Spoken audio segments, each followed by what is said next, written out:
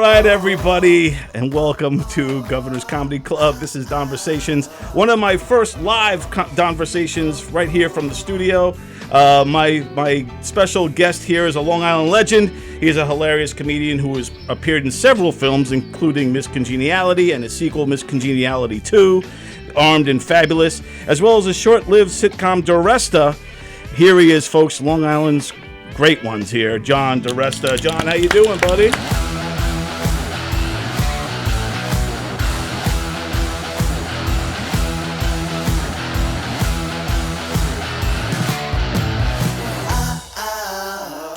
Thank you, Don. Thank you, Tony. Thank you for having me. Looking forward. I have a very warm spot in my heart for governors. Yes, man. It's so cool to have you back here. When's the last time you performed at a governor's show? I did May 20th at the Brokerage, and that went really. I'm sorry, May 20th in Bohemia. Okay. Right, there's a chain. I Yes. did Bohemia May 20th, but that weekend of May 19, 2021, I did Brokerage, Levittown, and Bohemia. 1, 2, 3 nights. Nice. And before that, it was about 15 years. I was out in L.A. mostly kind of hanging close, because when you go on the road as a comedian, then you miss an audition. Right. So that's why I'm a woodworker. I have the wood business, so I don't have to go on the road as much. And I'll tell you a big role, and I don't audition. Almost every movie I made was in the last century. Right, I should say I was in The Wizard of Oz and Gone with the Wind at this point.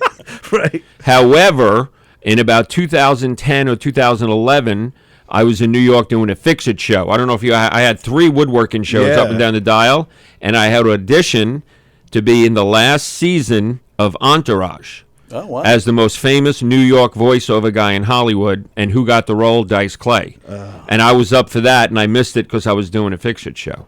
So I try and stay close to. I don't really do the road that much. You know what I mean? I used to be a road comedian every weekend, Right. And I don't know how clean this show is, but I say there's only so many crab fishing shows you can jerk off to. No, that's true. A lot of hotel rooms, a lot of downtime. I started drinking before the shows. You know, I would always drink and smoke pot after the shows. That's what you look forward to. And I started drinking before the shows. And I'm not an alcoholic. I was never hooked. I never got hooked, thank God. Thank God. But I just knew it was, this isn't good. When I'm drinking at 1 o'clock in the afternoon, you know, like a 6-pack, then taking a nap, then doing the shows.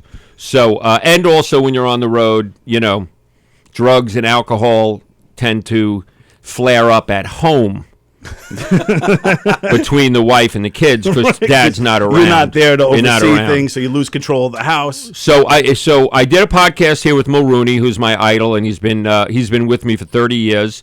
And I'll tell you quickly, when I started out as a young comedian, and I gave my VHS tape, set 72. I keep a running count. On set 72 went really well. Caroline's, Bringer. So you remember every show now? I remember most of the numbers that were very important. Wow. And set 72 was one of the most important ones because I killed at Caroline's. It was a great set. I was in the homeless outreach as a New York City transit cop, and the bus driver was Mike Mulrooney. And everyone's like, that's Mulrooney's brother. So I gave him my VHS tape. He goes, I'll give it to my brother. I can't promise anything. And a week later, I get a call on my wife. I lived in Harriman. We did the upstate, one of those. And my wife said, John Mulrooney's on the phone. And it might as well been Johnny Carson. Right, you know what I mean? Yeah, I was an open mic comedian, and it might as well. And Mulrooney goes, hey, guy, let me tell you something. And he didn't tell me up front whether he liked me or not. He goes, we took your tape on a hunting trip with the owners of the Rascals chain. All the brothers, the Magnuson brothers. He goes, we looked forward the whole weekend to getting drunk and making fun of you. This is the first thing he says to me. Yeah. He goes, we watched your tape. He goes, dude, it was so funny. We rewound it. We watched it again, and we're all doing your jokes the whole weekend. Wow. Holy shit. That's huge. Hold on. All right. That's probably my agent. All right. We got the... No. Toluca Lake Health Clinic. Ouch. So me and Mulrooney have been friends ever since. So I did the podcast here, and I just went through some old boxes at home, and I found my phone book from when I was a teenager. Oh, wow. And watch this. Guess what the only numbers were in there? Governors, Brokerage, my father's place. So that's how much of a comedy buff I was. Wow. Yeah. So I like Governors. And I like to say it's my home club, but when I got into stand-up, I lived in Harriman. Right. So as much as I came down and did Governors, it was I've never really had a home club per se. Pips was big with you. Pips right? was big with me. But watch this. Can you call a club that's 95 miles away from your house your home club? Right. But that's how often I went. And I guess there wasn't a big scene going on upstate. No, I mean, there was Route 59 was the Comedy Loft. Middletown was the Comedy Corner. There was, but somehow, some way, I just got along with Seth at Pips. And watch this. Seth and his family lived above Pips. I don't know if you guys remember the building. The father, the kid, they lived there for years. Right. And Seth at one point said to me he's going to rent the upstairs apartment. And I was so hooked on comedy and so wanted to make it work, I was going to move my wife and 3 toddlers from Harriman with the trees and the everything and live above Pips and listen to laughs 24/7 just to be a comedian. So, but I really liked Pips. I mean, and I'm glad now that to be a Pips comedian is a bit of a handle, or it's something to be proud of. Yeah, it was a tough club. It was Well, watch this. Rite of passage. Here's a comedy trivia. The 2 toughest places in America to get laughs were, one was Pips. One was Pips. I would say, I don't know, in America. So what are you thinking? I don't know, the Comedy Store? The Velveeta Room in Austin, Texas. That's the 2 things. Velveeta Room. Yeah, those are the 2 places that come up. Yeah. Jeez. Yeah, I actually really liked Pips a lot. And even out in L.A., I run around 7 nights a week, but I don't know if I really have a home club. So what now, is your home base still, right now you live in California? I lived in California for 26 and a half years. I moved 26 and a half years ago. I now live in North Hollywood, which, if I had to describe it to people in Long Island, it's Rosedale with palm trees. I'm the only white guy on my block. I live in literally what's called the Mexican Triangle. Wow. Yep, I'm the only white guy. I hear chickens, roosters, and Mexican people let their dogs out for the day. They don't keep them in. And they just walking wild? There's groups of 7 and 10 Chihuahuas that run through my neighborhood, and it's a funny thing. I have a tamale lady. Do you guys know what that is? No. It's literally a woman that comes around every morning and sells tamales out of a cooler. Do you eat from? I used to, but the story is the first time I heard it. My wife's from Rockaway. I'm from Woodmere, and the first time we ever heard the woman screaming tamale, we thought it was a missing kid, and I ran out to help her look for tamale. That's a true story. Where's Tamale? Yeah, where is he? Yeah, you're asking people. Anybody see Tamale? I live in a really Mexican neighborhood, but it makes it funny for the act. And I have the sickness for old wood. I collect old planks, and they're all around the house. Yeah. And if I lived any other neighborhood, the neighbors would complain. Right. You know what I mean? Like it actually works out. There you just got worried that they might take your old wood. No, it's weird. It's weird. I did have a guy knock on my front door and, hey, yo, bro, you got a cigarette? Guy knocked on my door of my house to ask for a cigarette. He must have really been for real. Yeah. Did you blend in? Do they respect No. you? Well, watch this. About 5 years ago, we heard you're on TV, dog. We heard you're I go, yeah, I've been around. They thought I was Rosie O'Donnell. Not Rosie. George. Chaz Bono. Oh, Chaz. Because I got the fat arms and the tattoos, like this guy. Yeah. Hey, I'm in my John Diresta outfit. Yeah, I heard. We're all set. No, dude, I outgrew that because I lost weight, so now I have armginas. Right. This looks like a fat girl's shaved cookie right here and here. It's nasty. And then I have the bingo wings. Bingo! Yeah. So I'm as much weight as I've lost. Everything, nipples point at the ground, stomach looks like a lasagna. But I will say, so you had like a certain persona back in the day with the Diresta show and all that. I was the fat house husband. And then you moved to California and you kind of transformed. I did, but not because I wanted to. I got diabetes. You know, I went up to 250, 255 pounds. In How to Lose a Guy in 10 Days, people think I wore a fat suit. Oh, yeah. I was really fat in that one. Yeah. I mean, I moved to L.A., I probably weighed about 225, and then you get free food on the sets, and I was depressed, and I had gout of the psyche. I was just really a lost soul, and I was trying to eat my feelings. But then over the last 10 or 15 years, I got diabetes, so I had to lose weight, and I lost weight because I was kind of physically sick. And then in the last year, I went on Ozempic to lower my blood sugar. So I'm on Ozempic, and I weighed 175 the other day. Wow. So so the Ozempic is like the super drug that not only helps with diabetes and things, but is also celebrities using it for weight loss. It's the craziest thing. All it does is make you not hungry. That's it. You know how when you get hungry and you're like, I got to eat anything, you know what I mean? And you have that feeling. You almost have to remind yourself, I think I should eat something so I don't die. Like it's that effective. Wow. But here's the thing I really don't like. It makes food taste bland. It makes so you even like a home cooked meal that you can't wait to get to, you could only taste like 70%.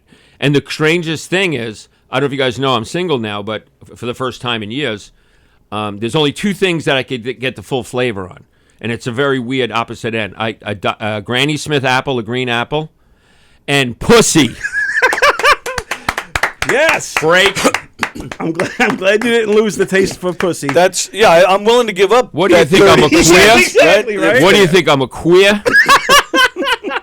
Hey, you're out there. All these cops I speak to. Hey, you're out there in the left coast. Hey, a lot of gay guys. You got in a movie with Robert Pacino. I heard you had to suck his dick. Or was it Al De Niro? Now, I noticed you didn't mention my movie 15 minutes. 15 did minutes. Did you see it? With De Niro. I did. You got shot. I got shot. Watch out, watch out, watch out!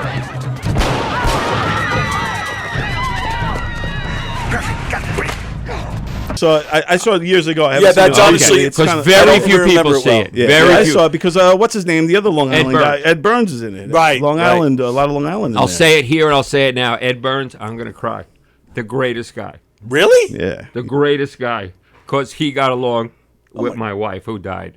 My wife died. Oh, God bless. And him and Ed Burns. My wife and Ed Burns were like a comedy team. It was fantastic because she was from Rockaway. Oh, okay, yeah. So Ed. Yeah, he's like Ed loved anybody from Rockaway, especially guy, a pretty girl with red hair that's really funny. And cursed all the time. My wife was rough. My wife was like a longshoreman with a vagina. Doesn't get any better than that. Smoked, drank, tattoos. Yeah. So, awesome. But her and Ed Burns, they really got along. I'm sorry about your wife. I had no idea. About 2.5 years ago. Yeah, so God that's bless, why I'm man. single. Yeah. Back to eating pussy. Do you know what happens after you eat a Chinese girl's pussy? I made a lot of women in the last 2 years. What happened? You're hungry an hour later. Come on. There you go. And it goes this way. You know that. It's horizontal. They call it LAX to JFK. And you get a fortune afterwards. Well, watch this. If you want to stop down in Austin, Texas, that would be her leather Cheerio. Leather Cheerio. Devil's onion ring. Or as Ed Burns, speaking of Ed Burns, he'd call it a balloon knot. Yeah, that's what I would.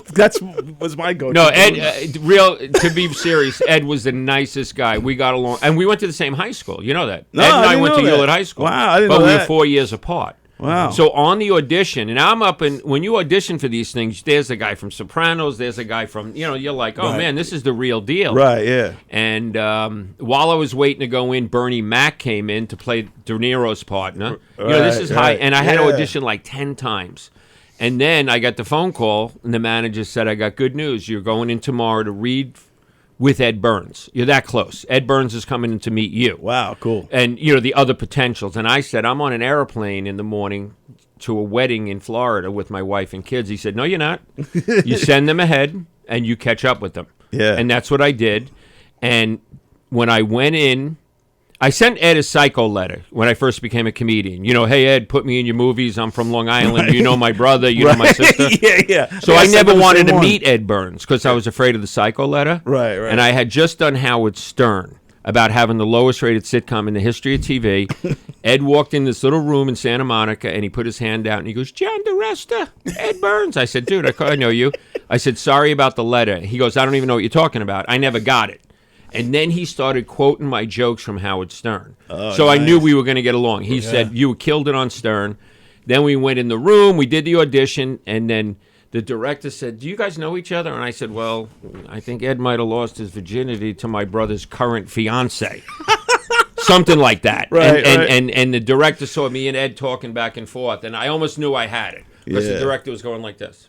Yeah, he's like looking at you. And we both got sizing New you York up. accents. And, Yeah. And Ed and I became very good friends over the movie. We didn't stay friends, and he did text me about 2 weeks ago. And it's 2 years later, but he said, "Hey, I heard about Fran." And God bless, yeah. Yeah, but the few times we were together on the movie set or at parties, him and Fran got along great. Ed is the nicest guy on earth. Yeah. Well, yeah, to reach out to you. Yeah, he was the nicest guy. And then on a lighter note, Jamie Kennedy, the comedian. Yeah, I love you guys know him. Yeah, I know him. When he found out I was in the movie 15 Minutes, he dropped to his knees and did this. And he asked me all these super, super, super close-up questions. When you did this scene, who did this? And, And what did I miss? What was cut out? And wow, yeah. So you remember I got shot. That's almost all I remember of the movie. Bobby, you okay? Yeah, I'm all right. They went towards the park. No problem. I got shot. We had to do it 2 or 3 times. Yeah. And the blood gets everywhere. The third time I heard cut, print, moving on, check the gate. I rolled over, and there's 500 people watching. 500 from balconies and yellow tape. And I roll over, and I'm looking at New York City, the buildings. And Robert De Niro leans in, and my dad leans in. A New York fireman from Oceanside, originally from Rockaway. Awesome. And before I could sink in that this is my 2 dads, what's going on with my life? My dad goes, "Hey, Bob, look how fucking fat he got. It's going to take him 12 maneuvers to get to his feet. He eats like he has 2 assholes." And I wasn't even up off my back, and my dad's raking me out to Robert De Niro. Was De Niro laughing, or? He was the greatest guy. Really? He put aside his politics. Put it aside. We didn't talk about it then. Right. It wasn't a subject. He was Trump then. He was the nicest guy you could ever meet, ever. Cordial, funny. And my dad was a New York City fireman. And you know our dads, Long Island, Brooklyn, Queens. Yeah. The first time I met Robert De Niro, he's walking towards me. I knew I was going to meet him, and he's walking towards me in Culver City, California for a rehearsal. And my mind went, what's one of my dad's friends from the firehouse doing here? Because that's what he just looked like. Right, he looked like... Oh, he was the nicest guy. He would do transit jokes because I was a transit cop, not a real cop. Yeah. And then cut right to it. Ed Burns leaned. One of the last nights of the thing was 2 months in L.A., a month in New York, almost the last night. Ed leans in my ear on the set and goes, "De Niro wants to have drinks in his hotel. Wow, yeah. No comedians, don't bring anybody." And I said, "I got to go change." He goes, "We're going right there." We were supposed to go from 7 to 7:30. At 2 a.m., drunk, bombed like we were in college. Just the 3 of you? And the guy, if you saw the movie, there was a guy that played De Niro's, like the expert. He was a New York City detective in real life. Oh, okay. So it was me, Ed, Steve, that was his name, and De Niro, the 4 of us. Wow. Clanging shots of tequila. Like if I smell that, was it Don something? I don't know what it's called. Yeah. What are the square bottle? Yeah, I know you're talking about. When I smell that, it smells like Robert De Niro. Wow. And at 2 a.m, we thought we were alone. The wife comes out of a back. The hotel room was so big; it was the size of this comedy club. Right. Yeah. The wife comes out of a back room, and she yells at De Niro like a wife would. "You got to work in the morning. These 2 assholes are drunk. You got to get out." And De Niro's pushing us out the door. Me and Ed were all laughing, and I start screaming lines from King of Comedy. Oh, I don't know how well you guys know. I love King of Comedy. Great movie. I kept screaming, "So did Hitler. So did Hitler. So did Hitler." Right. And De Niro just slammed the door on us. Hold on, it gets better. Wow. That was about 2 a.m, so that day's paper was already coming out. Right. 24 hours later, on the cover of the Daily News, Robert De Niro's wife files for divorce. Whoa. And it might as well said because 2 assholes from Long Island. So you were part of the... Yeah, you might have been... And he wound up remarrying her, and then they went through a really bad divorce again. Wow, right, maybe he had some more people hanging out. And he was such a good guy. I saw him a year later. You think, am I ever going to see Robert De Niro again? And remember Analyze That, the second one, the bad one? Yeah. So I get called in. I did for a lot of table readings. Cop number 1, gangster number 2. Right. So I got called in for that, and they promised me a role in the movie, which I never got. So sometimes they'll just call you in just to do the reading? Just to do the reading. Oh, okay. So you're doing a favor for the production, the casting. But on that day, I met Billy Crystal. Oh, yeah, Billy Crystal, Long Island. He was about 2.5 feet tall. And I shook his hand. I said, "Don't get me started." right, from Mr. Saturday Night. Yeah, don't get me started. Yeah. And he looked back and he goes, "Do I know you?" And he had the funniest smile. I said, "We have a mutual friend, Seth Schultz." And that's as much as we talked because he knew Seth. Right. And so I see De Niro across the room. I'm wondering if he even knows I'm going to be there. I'm sure he doesn't. And I walked over, I put my hand out. I go, John, it's 1 year later. I go, John Diresta, 15 minutes. He goes, I know. What do you think? I'm stupid? He goes, what have you been doing? The run around with the stand-up. And this is how you get inside with somebody. I go, I was hoping for a 15 minutes part 2, but it looks like that's not going to happen. So we had a laugh on how bad the movie bombed. And he said something very keen. He said, you put your heart and soul into these things, and sometimes they just don't work out. Right, yeah. And that was it. That's true. That's the last I saw or heard from Robert De Niro. Two of New York's finest. Come on. That's supposed to be funny? Yeah, come on. 15 minutes. It is true about, you said, put your heart and soul into things, and that takes us, we could get into Diresta if you want. Oh, yeah, dude. I had absolutely no say in that show. Not 1 ounce. Not one joke. Really? They didn't let you, write anything? I never even I went into the writer's room once. Really? To say, you guys wrote a Thanksgiving episode where I cook, I have the chef's hat, I have the gloves, I have the schmuck, I'm going to try my cilantro. In real life, I've never cooked a thing in my life. I don't like to cook.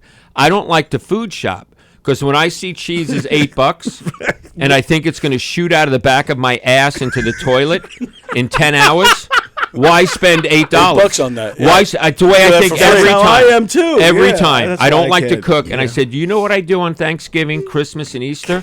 If it's at my in-laws' house, because they're from Rockaway Beach, experts on nothing. Before every holiday, as I step in the door, before we start, I go, I had a really rough night last night. In the subway, I ate something bad. I warn them. And then 5 times throughout the day, I go into the bathroom, lock the door, close the toilet, and just sit on it fully clothed for 20 minutes at a time, so I don't have to deal with that. That's a great And idea. I told them in the yeah. I told them in the writers' room, and 10 of these, non-binary he/she's and libtards and demon rats who they stuck me with. Right. Well, that's the funniest thing we ever heard. Why didn't you tell us? And I said, because you never asked me. Right, yeah. I had no say at all in Diresta. And about 10 episodes in, I said to the head writer, I said, where's the garage? My one-man show revolved around garage sales, the sickness, the fact that as a cop, all I wanted to do was smoke pot again. Right. The only thing that interests me is heavy metal. Right, yeah. And everyone cop thought I was an outcast and a weirdo, because the metal fans are the rejects of the rejects of the rejects. Right, yeah. Especially when you get older and you're still into metal. Yeah. And he says to me, the showrunner goes, well, because I had a problem with the one-man show producers over money and who owned it. I signed a horrible contract. And they go, he goes, well, the guys that had the one-man show, I didn't want to hassle with them. So I said, dude, Disney and then Paramount bought it. They bought the rights to my life. Right, yeah. They bought the rights to garage sales, $1 thank you, flea market, all this stuff. And in the pilot episode of Diresta, they had my son wanting to be a cross-dresser. And that was 27 or 26 years ago. Wow, yeah, head of the curve. And that it was, kind of, I said, that had yeah. nothing to do with my real life. Yeah, it's not real. Nothing. It's not you. Yeah. Oh, look at this. My 2 little princesses. Come here, son. Anna, sweetheart, please. You have to stop dressing your brother as a fairy godmother. You stop talking. So we did 17 episodes, and I did not like the show. I mean, I was getting calls from cops that are like, hey, you want me to be honest, it sucks. It sucks. It has. You didn't get control a little bit towards the end? You're funny that you asked. They fired the head writer. Right. They switched it to a guy and made it a little bit more zany, and he actually looked like you. For real. Wasn't me. Gervitz was his name, Gervitz. And his last big credit was Married with Children. Oh, so they wow, thought he okay. could make it a little bit more sleazy and more rock and roll, for lack of a better... Right. And if you remember, I went did to a the show... concert. I went to the concert. It was supposed to be Ozzy Osbourne. It was supposed to be... In the TV guide, it said Ozzy Osbourne joins Diresta. Oh, wow. And then it was supposed to be Dee Snider, and they couldn't get either one, so they made a fictional character named Gunther Skank. And I stage dived, and everyone moved out of the way. Right, yeah, I so remember it that got a too, little yeah. zany towards the end, but it was too little too late. Catch an all-new Diresta. Yeah, baby. And be the first to meet Diresta's dad. I hope you didn't make dinner because I brought a hot dick. His girlfriend. Then get ready to rock at the concert of the year. Believe me, you'll be front row center. Really, Dad? Looks like security duty to me. You got a great view of hell. be there. Rock and roll! When Diresta leads to his new time right after Dilbert. Will you do me a favor? What? No more favors! All new, next on UPN. And you had that, I forget the actor's name, the guy that played your father. He's great. Yeah, okay, now that's Bob Costanzo. Right. And my dad in real life would go, I got this at a garage sale. $1, thank you. Right. And my dad garage sales with Vito from The Sopranos. Oh, wow. Because East Rockaway, Oceanside, whatever his name is in real life. And my dad would go, $1, thank you. And if you remember the show, he would go, $1, thank you. Yeah. So they added the father, and they tried to do what they could, but just nobody couldn't get it off the ground. It was on UPN. Nobody watched UPN. Oh, yeah, you and Dilbert. That was crazy. Yeah, that UPN was trying to do what Fox did at that time and trying to, make well, their watch own... this. For a few years, it was the all black network. Right, yeah. And then it became the Every network, and then nobody watched it. Nobody watched it. So it was kind of set to fail. It was set to fail. Everything was against me. And I couldn't complain because the ratings were so low that the second I complain, they'll just cancel. We don't need the hassles. Right. You know what I mean? Do you remember Sue Costello? Yeah. She was on had the a shows. sitcom. Yeah. Oh, she did? Yeah, Okay. Costello. Well, this is the story I heard. And if she hears it, I'm paraphrasing. She stood up on a desk on her set, and this is my show, and you're going to do it my way. I could see her and there's doing that. millions of dollars at stake. Right, You're just yeah. a cog in the machine. Right, yeah. And it took me a real long time to learn that. And this is the story that goes around Hollywood. And where there's smoke, there's fire. It's got to be semi-true. A big executive, for whoever she was making the sitcom for, Costello, same time as Diresta, she was in the studio in a big hangar, standing on a desk yelling and screaming. And a big executive was showing his family and his mother and father from out of town what it's like to shoot a sitcom. And remember when we were kids, Bugs Bunny, you'd see that big, huge electrical thing that when you shut it, the lights went out? Yeah. And this guy said, while Sue was going, this is my show and you're going to do it my way. I'm a star. This guy said to his parents, you want to see me cancel a sitcom? And he went, shh. Yep, there you go. And walked to a speaker and said, a mic, and said, everyone can go home now. Wow. So that's how quickly that they'll end it. And on top it's of hard it, to build up the power to do that. On top, 2 or 3 years in, and then on top of it, my wife had a drinking problem. I got to be honest. She's from Rockaway. How can she not? Right. And every Monday she would be a little bit toasted. We look forward to watching my show. Right. And she'd be a little bit toasted, and she'd go, I didn't know you had to kiss Leela in this episode. Right. Leela was the wife. I didn't know you had an old girlfriend. You never told me. And on top of hearing that, the fucking dialogue I'm hearing, the horse shit, as we would call it, is so stupid and the jokes are so corny. Yeah.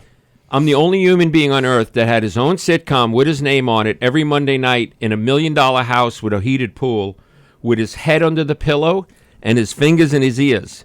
So he didn't have to hear his own sitcom and his own wife. Wow. And that's a true story. But doesn't Wow. Damn, man. John, you are a better dad when you work days. I'm a better mom. Did it help in the comedy world? Like, It led to almost 0 gigs because nobody knew I had a sitcom. No one cared. Okay. Nobody cared. You know, when my manager would call and say he has a sitcom, you know what they would say? What sitcom? They thought he was lying. So it didn't lead to much in the comedy world. However, in a strange twist of fate, I did learn how to act. You know what I mean? I had to learn trial by fire. They gave me an acting coach named Larry Gilman from Rockville Center. Nice. And he was a very good guy. They paid him about $1,000 a week to hang around on the set. And even then, I found out he was a friend of an executive who just threw him $1,000 because he had it in the budget. Right, Everybody was making money off of everybody. But watch this. When I went over to on the set of 15 Minutes, because that was the next big thing, I said to the director, I want to thank you, even though I had the lowest rated sitcom, that you put me in this movie. And he sat back and he went, you had a sitcom? Watch, this is what he said. Had I known you had a goofy sitcom, I would have never hired you. Wow. So how crazy. And then watch this. Over the last 20 years, you're too famous for this hidden camera show. You're too not famous. You're too fat. Yeah. Dude, I was told once I was specific. How's that? You know what specific means?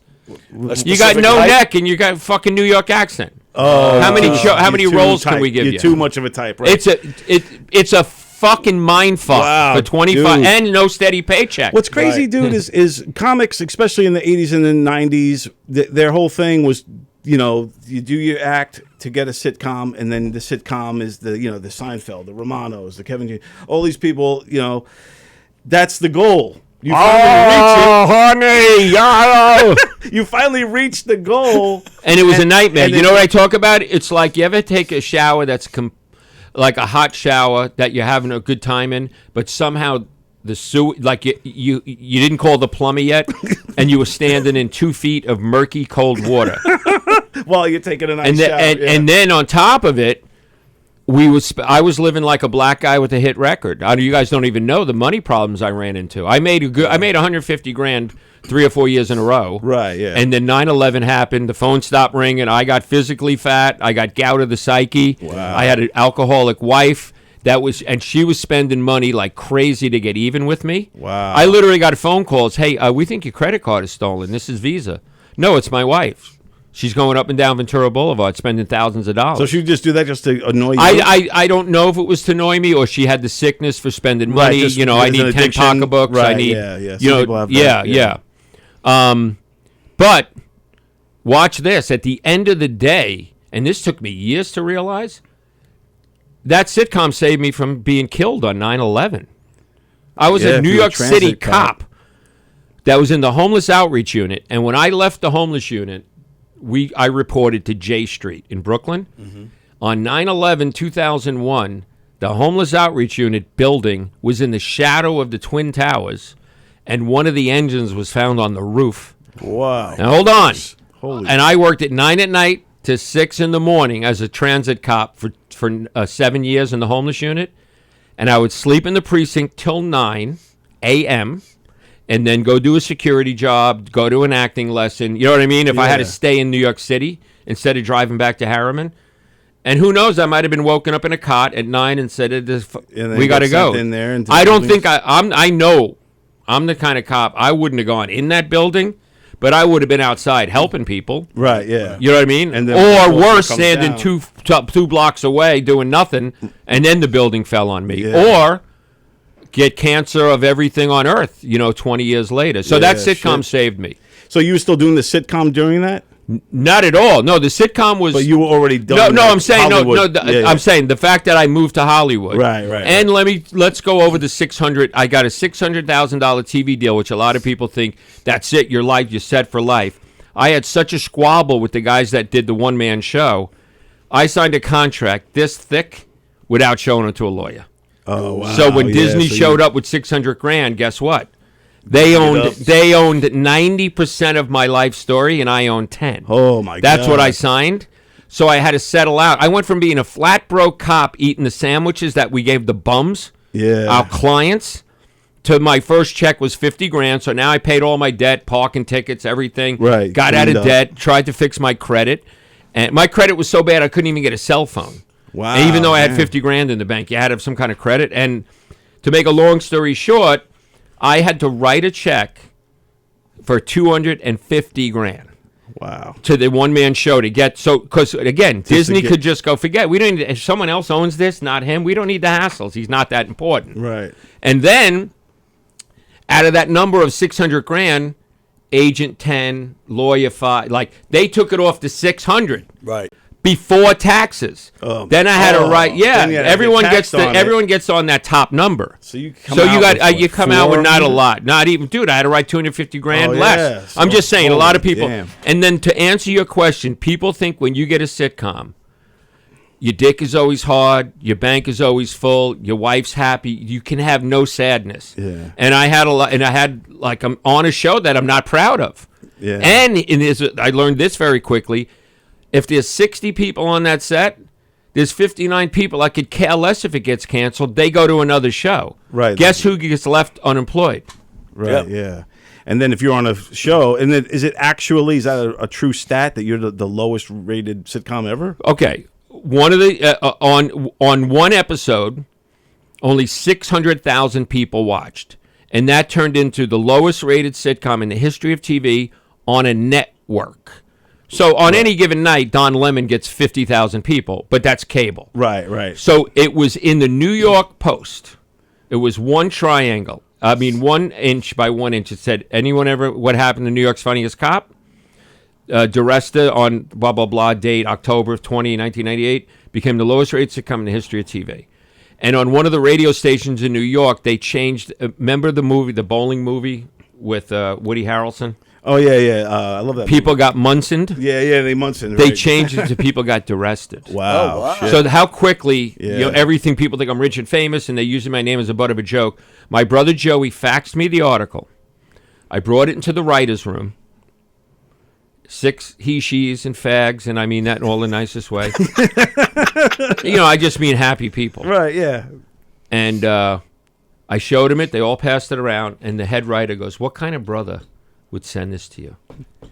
Completely missing the fact that they wrote the lowest rated sitcom. Yeah. And here's the big hassle I'm overpassing.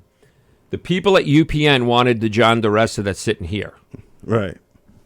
The guys at Paramount wanted a family sitcom. Right. Yeah. And that was the dichotomy of, at the end of the day, Paramount owned the show Diresta and only lent it to UPN. You dig what I mean? Right, Or right. whatever, sold it. Right. They owned it. So when I don't know if you ever saw my stint on The Tonight Show with Jay Leno. I did Couch. Yeah. And so- killed it. Yeah. A guy doesn't pay his fare. Come on, buddy. Right, well, that's what other guys did. I didn't care. Go ahead, sir. No, I didn't care. Would you let people go in? Yeah, people, hey, officer, can I get it for free? It's Christmas Day. Go ahead. A year later, it's New Year's Eve. Go ahead. 6, 7 years into it, it's Lincoln's birthday, Groundhog's Day, Secretary's Week. Come on. Everybody go. I'd hold the doors open. I could.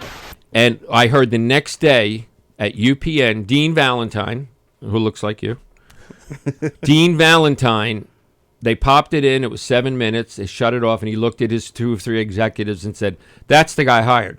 Right. What's yeah. this sitcom they're giving me?" Right. You know what I mean? Even on the pilot, the director said, "You got to smile more." I said, "Dude, I'm a transit cop. I hated everything about it." Right. He said, "Well, now you're on a sitcom." And then in the pilot, they put me in a $1,000 leather coat. And I said, for the 5 years I was coming up as a comedian, and you guys don't know, we had 3 kids right in a row. 11 months, 9 months after we were married, 11 months and 11 months. Wow, yeah. My wife's coochie was like a midget clown car. And hold on, my dad said you're having more kids than an orthopedic Jew. That's a true story. What year are we talking about? I had like my 80, 89, 90, 91, all in there, 3 kids. So that's when you started comedy? So I started comedy when I was 27. Oh, no, I'll tell you how I started comedy real quick. We had a 1-month-old and a year-old, whatever and I was on the homeless outreach bus making the bums laugh, and every night making the bums laugh because we had regular customers. Right, yeah. And we did fake AA meetings, and as I threw each bum a sandwich, this guy's got some of teeth, some are here, some are there. This guy's the onion. This guy stinks. And we had fake, they've all been in AA. So, keep coming, it works. Come early, set up the chairs, we'd all clap. And one night, and I had living room balls. I had stage fright. I knew I wanted to be a comedian, and it's like saying you want to be an astronaut. Watch this, I literally used to look in Newsday in the want ads to see if it said comedian to give me the inspiration. Right. And yeah. one so you night, were looking for a way. I was looking for a way, and I was 27 years old. I hated being a transit cop. I liked the homeless unit, no uniform, plain clothes except for the flea collar. And one night, my partner Mike Venkus was reading The Village Voice because he was a libtard, and he said he was a demon rat. He said, "Look at this comedy class." He said, $350. They'll crush your fears. They'll teach you. And there was a long pause, and he goes, "I'll pay for it." Wow. So I lived in Harriman. I got off at 6 a.m, drove home, got home at 7:30. My wife had a crying baby in each arm.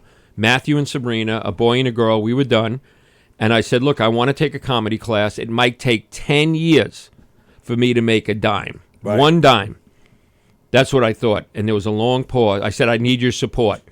And she said, "I want another baby, and I'll support you." And before I even answered her, I said, if I have 3 kids to feed, it's going to make me drive to Middletown, Harriman. It's going to make me that. And I said, push you harder. It pushed me harder.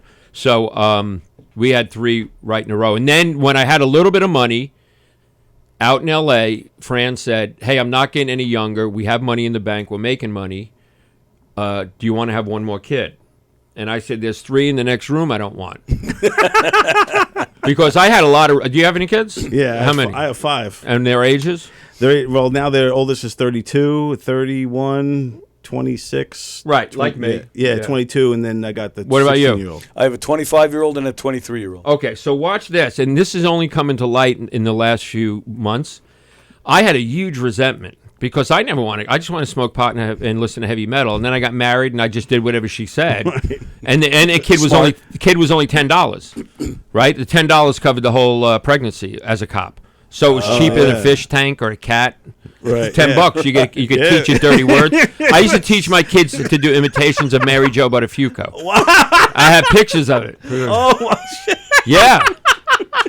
So That's pretty good. You got pictures of it. yeah. So so why I had a real resentment that these kids were the reason I'm broke. The kids were a reason. So I just recently had a grandson, Oh, and he is the absolute.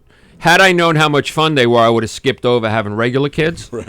And he's the only cure for PTFD. Do you guys? I don't know if you have it. Post-traumatic family disorder. I have a little bit of You that, wake yeah. up at 50 years old with no money and 6 people sucking on your wallet. Oh, and yeah. I am going through that now that you say it that way. And then a few of them are wise-ass millennial maggots. Right, yeah. My son is a millennial maggot. I can't even look at him. You have piercings and all that stuff? or- He's got more tattoos than teeth. And he talks like, Twisted Sister, gay. Yeah, they I don't know where I was getting at with something about. I said the 3 kids. I know I'm gonna, and I got very lucky. Watch this. 5 years from the day I said to my wife, I want to be a comedian, I had a sitcom deal. Wow. But I worked really hard. 3 years. Really hard. Five years. I remember seeing in the papers, New York's Funniest Cop, John Diresta, like always in, like I think it was Governor's, East Side, all these clubs. No, I played East Side once. I played East Side. I had a horrible set in East Side. Oh, did you? Yeah, in front of Richie Minervini. Oh, wow, yeah. Well, watch this. Here's what happened. I was an open micer, and I get a call from the Transit Police Union, Ron Reale. Hey, you the transit cop and the homeless, you do comedy? I said, I do. Come up to our office. So I went into Manhattan. I go up to, it's a big deal. I get the $100 bill. We're having a reward show at the East Side. So it was all transit cops that best this, best that, who killed someone, who caught a killer, and the wives and families and trophies, and then a comedy night. And it was Kevin James. It was Melvin George the 15th in his dirty suit. He's still floating around, probably wearing the same suit. Yeah, with his lit cigarette. And I got up, and all I was doing at the time was making fun of the fact. You ride, we hide. People laugh at us. Do you really carry guns? We don't say police don't move. We say transit don't laugh. What's it like to be a transit cop? Go out in your garage in the hottest day of August, piss in the corner, and stand there for 9 hours. And I was bombing. And it took me a long time to realize they all were there because they love being transit cops. It was a really weird, and it was the brightest lights I had ever seen. I saw my eyebrows. You ever do that on stage? You see how fuzzy your eyebrows. Then you're like, now I'm really in my fucking head. Right. When I could see my own fucking eyebrows. Right, yeah. And watch this. As I came up, since I'm a wise ass, while people were having food, and they had a guy playing the bass, and like a 90-year-old woman that looked like she was from the Munsters with the white streaks in her hair, singing like, downtown,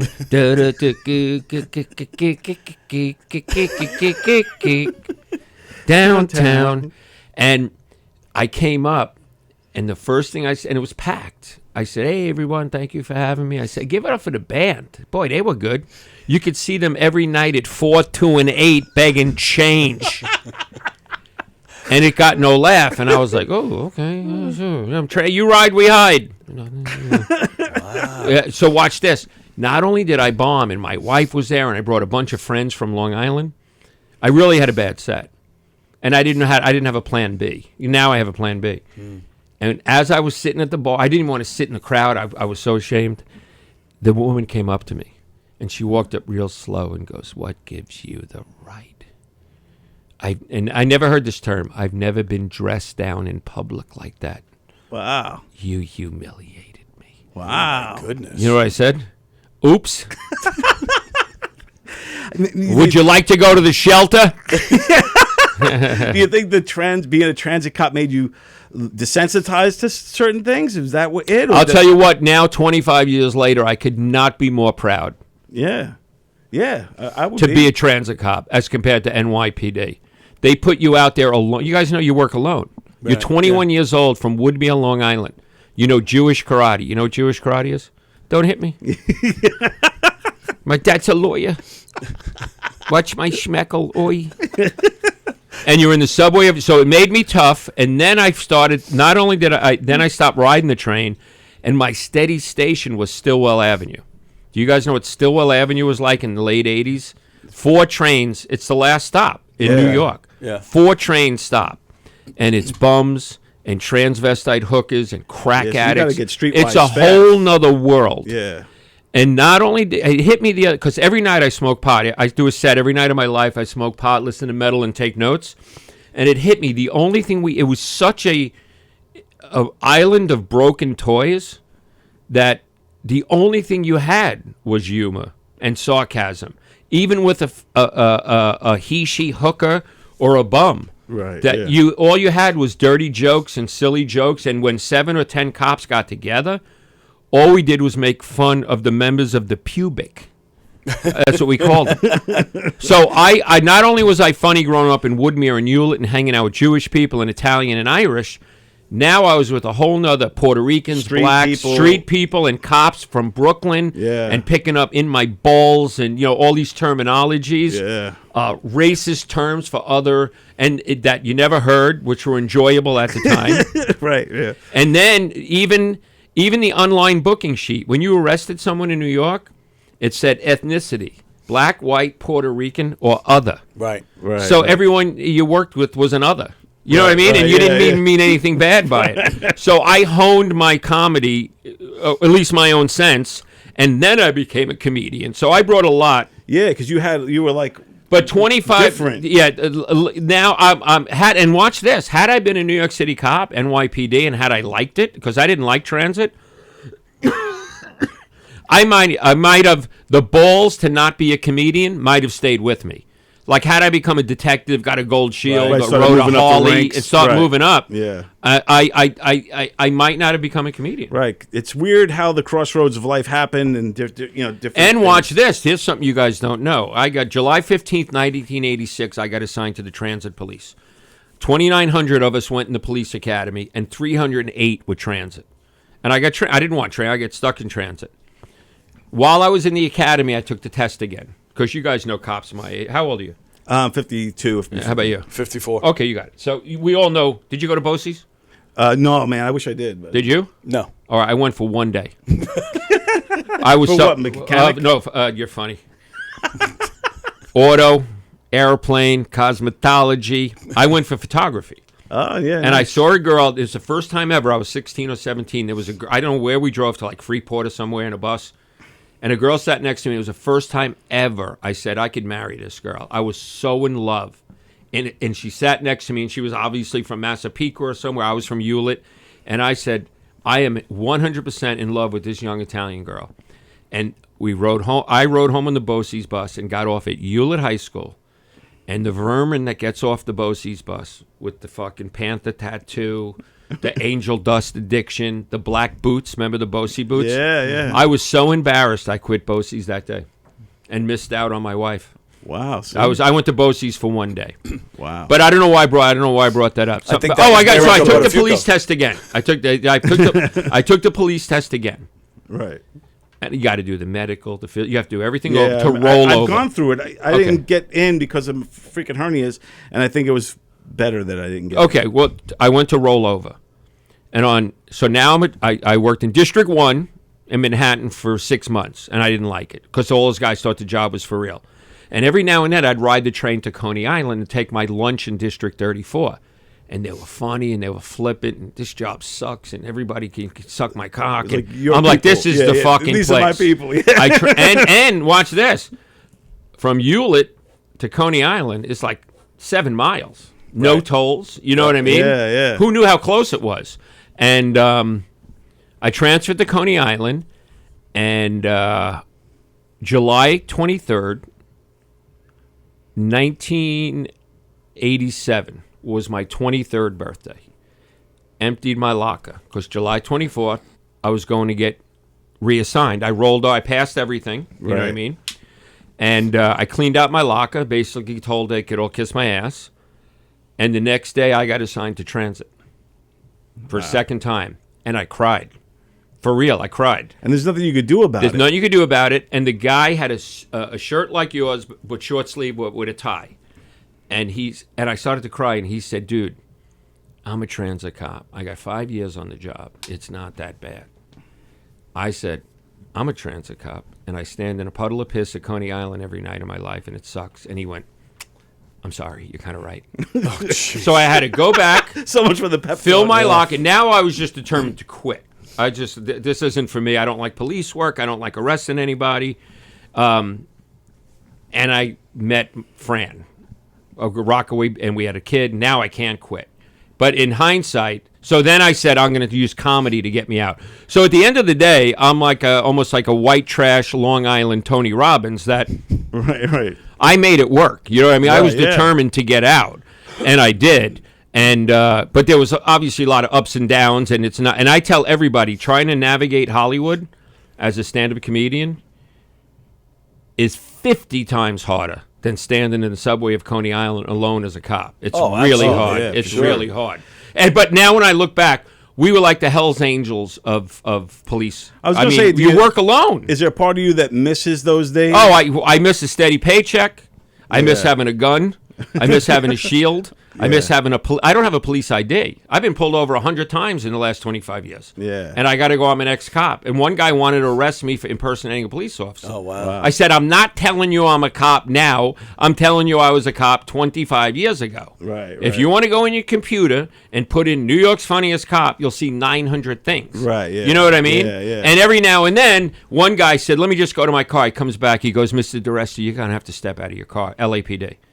He goes, I have to place you under arrest. I said, for what? He goes, did you miss payments? Do you have kids you haven't paid for? I said, dude, and he goes, I'm joking. I got you. I'm a comedian too. So you know what I mean? It's funny way. No, I miss having friends. I miss a group of people that you go to that you have inside jokes with. But now, watch this. I do 7 nights a week as a stand-up. 7 nights, if not 2 sets, at least 1 set a night. And I'm on the most B, C, and D circuit you can imagine. But I'm seeing the same misfit comedians, like, you know, how you get stuck seeing Evan Weiss. He was just on his show not too long. Peaches. Peaches Rodriguez. Peaches is great. Peter Bells. Vendor 64 from Yankee Stadium. Is he still alive? Oh, I remember that guy. Billy Lazar. He was What's a his comedian name? Vendor. Yeah, I remember him. But you know what I mean. Yeah. So I'm on now. I see the same group of guys. Right. But I couldn't be. It's the craziest thing. I didn't go on my 10-year high school reunion for Hewlett High School because I was embarrassed. I was a transit cop. It was the easy way out. Right. You know. Right. But now I couldn't be more proud. And then when I don't want to cry. When Fran died, the transit cops, they were there. Yeah. Oh, wow. Yeah, they were there. Good guys I never met. Yeah. God bless, man. God bless. Yeah. Yeah. And Thank you. I'm so very sorry for all of that, man. Wow. But when you you're talking about the circuit that you're working in now, you know, B, C, and D levels, do you still work? Are you still working towards getting back to the A-list? Yeah, well, here's what I'm doing. My whole act for 30 years was it sucks being married. And then my wife died. And a lot of people know it. I'm not like Rodney where no one knows the wife died or whatever. Right. Everyone knows the computer. And especially tomorrow night in Belmore, I can't talk about still being married. Every single person in that audience knows my wife died. Right. So I had to, I didn't know if I was ever going to do stand-up again after Fran died. I took about 2 months off, and then Roger Paul called. You guys know Roger? Hey, you want to get back on the horse? You're going to go to El Paso, $2,000, 3 nights. So I had to start getting back in. Right. And then I realized I kind of got aged out from the Laugh Factory, the Comedy Store, the Improv. They have everyone that's hot, and now they have people out of TikTokers that could bring 1,000 people. Right. Yeah. They don't care about Social my media transit is jokes. killing it, yeah. Right. Right. So I got very lucky that there's 2 or 3 guys that put on like a booked open mic. And every Monday I do Universal Bar and Grill. Every Thursday I do Corbin Bowl, has a comedy club in the back. Every Sunday I do Liquid Zoo, and these are real. It's like going through the open mic circuit again, which I did 30 or 35 years ago. However, I'm now with politically incorrectness and all that stuff. I'm doing 7 nights a week of what I want to do, with nobody second guessing me, nobody saying, "Hey, you can't do that because this is my club." Right. You understand what I mean? Right. Yeah. And I knew I had to rebuild the act, and I'm not going to rebuild the act at the Laugh Factory, worrying about what the manager's going to say if I say something that's a little off color. I'll give you an example. When I called my dad, a New York City fireman that lives in Oceanside, Long Island, retired, that watches 4 big screen TVs at the same time. Right. And you know what's on? Hannity, and Gutfeld. Right. Yeah. Okay. And I said, he goes, what? It's weird because it's 4 generations. What's your grandson's? It's my grandson, his great grandson. What's your grandson's name? Noah. What? Noah. Your daughter named him Noah? Is he gonna be a queer? What box did your daughter check off on the birth certificate? I go, is he gonna be a queer? They say you're born like that. I go, he's 8 hours old. I don't know if he's queer. But I got to worry about that joke in their club. Right, yeah. So here's what I did. I made the conscious decision to be the biggest star at the, not even just that I'm going to work my new act, that I'm not married and I'm single, and I look like George Clooney if he was a Long Island Bosie's reject. You do have a Clooney I vibe. do, Yeah, and dude, yeah. I had a toe amputated. Guess what the best thing about it was? What? All the Asian nurses thought I was George Clooney. He George Clooney. Ruckery, he look him like George Clooney. So all these stuff is now, I'm doing that without any, you know what I mean? And I'm really, every night I'm honing this little syllable, this, that. I love my grandson more than I love my own son. How can I? Do you have any grandkids? I do have 2. Oh, okay. Yeah. How can I not? My grandson has never stolen my pickup truck and sold it for crack cocaine to a Mexican bang-banger that wanted to sell it back to me. You know what I mean? Right, yeah. So these are the type of things that I'm working out now.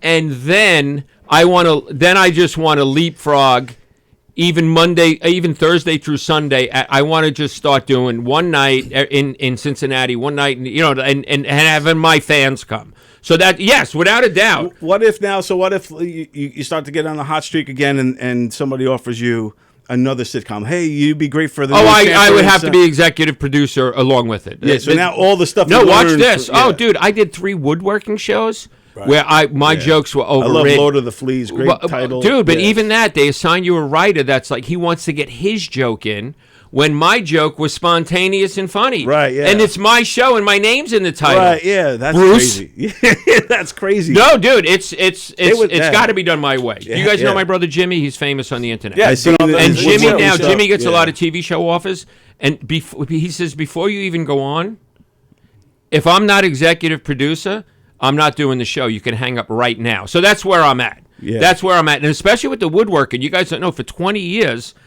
I had to eat a lot of shit sandwiches because I needed the sale. And now, everyone thinks the price is negotiable.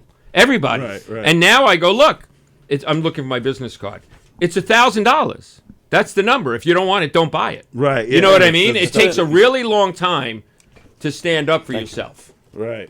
And again, I am here to teach people that you could say no. And I've seen a lot of your stuff through the years on YouTube and what have you, of you guys building tables and refurbishing things. And look at that.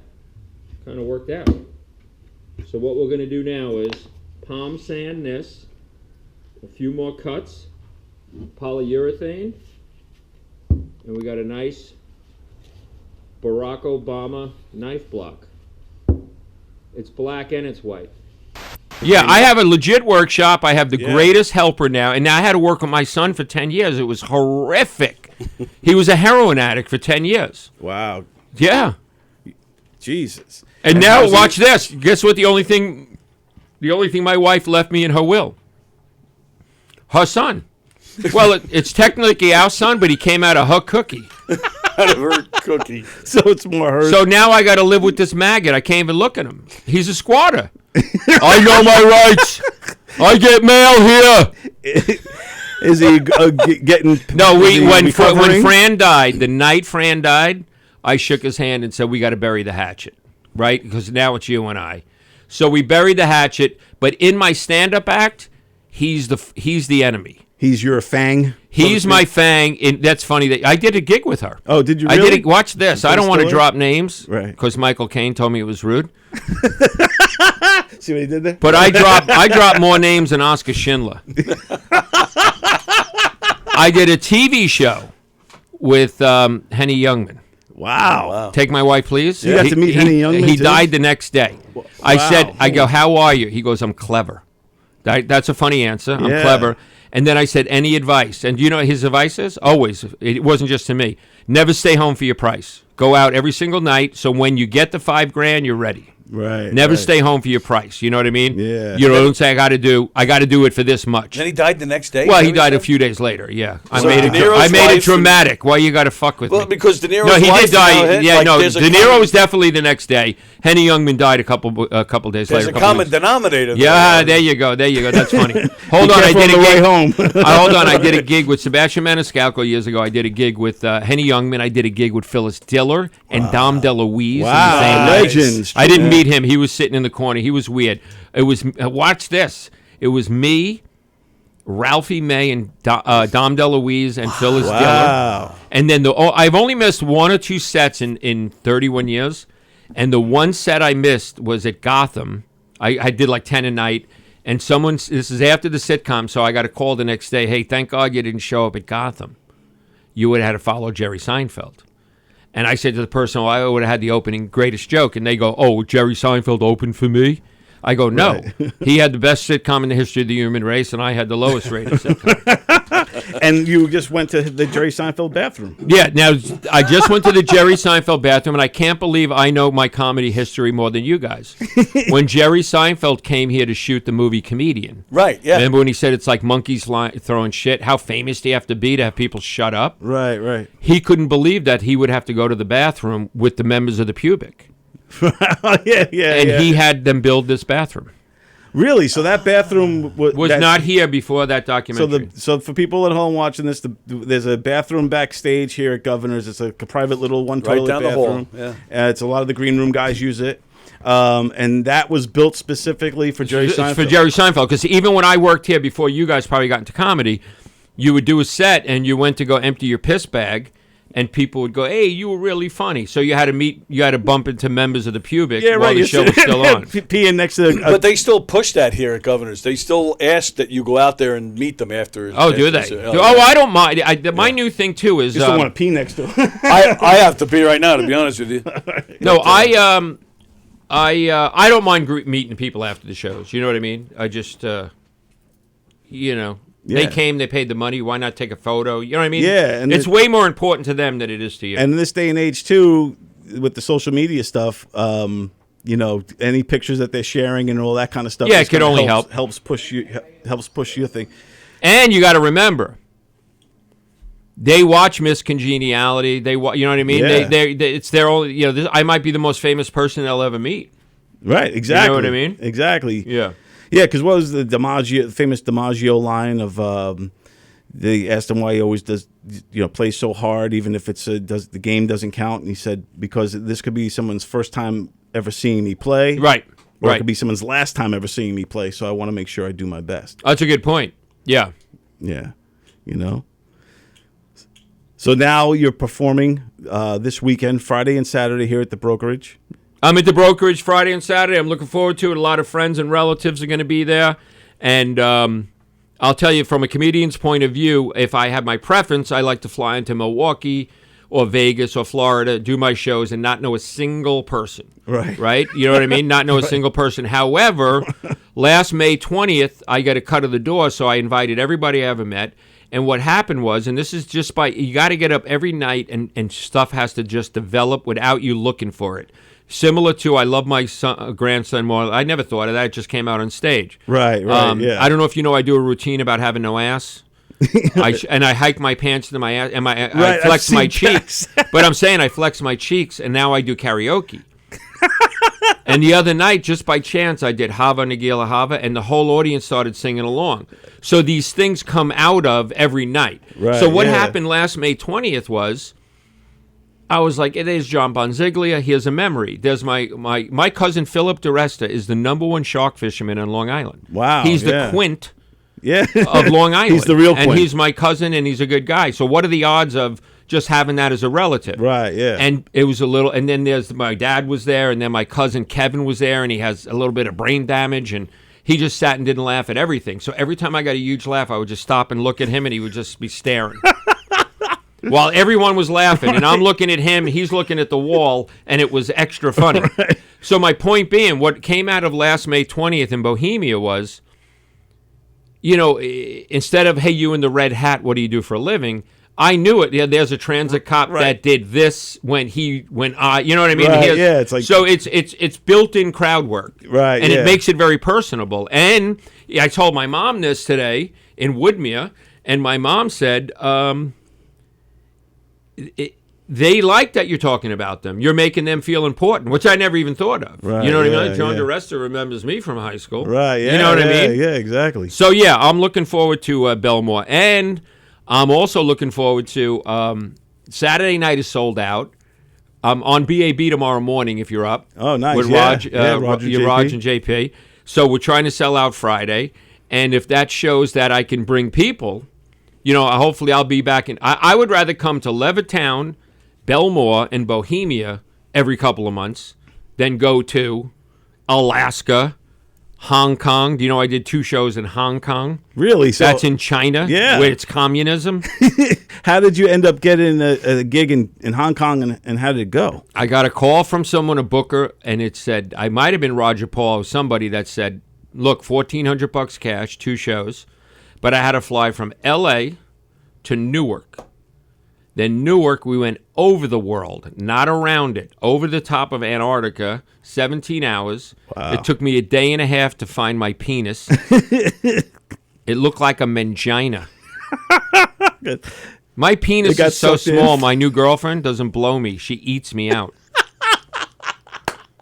And I wind up, as we were flying over the Antarctica or the North Pole, whatever it is, I said to myself, I hope this is a real comedy club. I never even thought about it. And it was an Italian restaurant, and it was a bringer. So there was like 15 comedians, then me. And the whole audience was American-speaking guys from Jersey and New York and Long Island. I actually had people there that knew me. Wow. Because they're in the toy business, in the invention business. And it's an American night out of entertainment. Wow. Yeah. So I wind up getting a partial standing ovation on one of the shows. Wow. It went well, but it was very humid. And 3 times a day. Dude, I did a show 2 shows in Hong Kong. And every meal looked like Fear Factor. You know what I mean? Dude, I went to Korea. It was like that, too. It was very difficult to find anything. But they have some, like McDonald's or something. I don't remember what I ate, but I do know that I was fat then. I didn't have the goatee, and I got stopped in a mall. You from Long Island, UTV. I said, yeah, you Long Island. You from TV. You have sitcom. I go, yeah. You brew Kara. I go, that's me. She goes, I know you. You king or queen. You Kevin James. I said, no. She goes, you Rosie O'Donnell. You Fred Flintstone. Yabba dabba doo. And then she went, are you Uncle Cracker?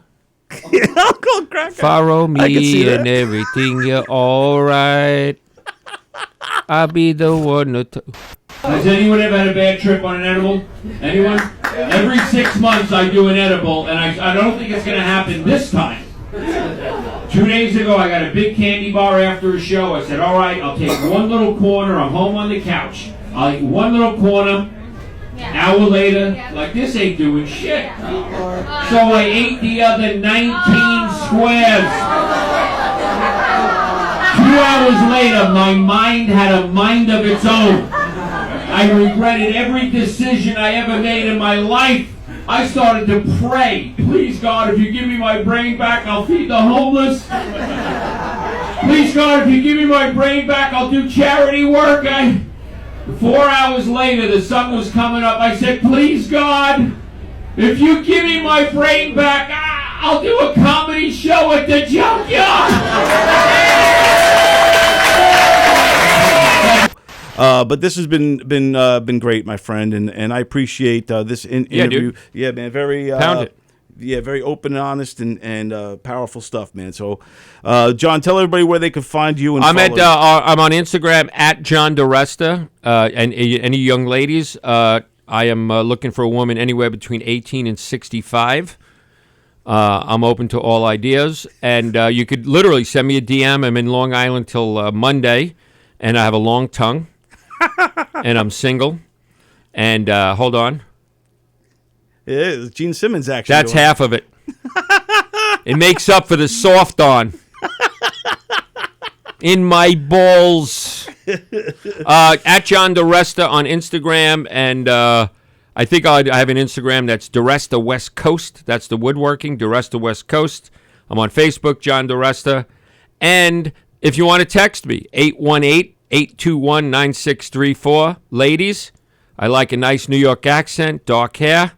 And preferably, I know I'm progressive, but progressively, I'd like a cookie. When I reach down, I'd like a cookie.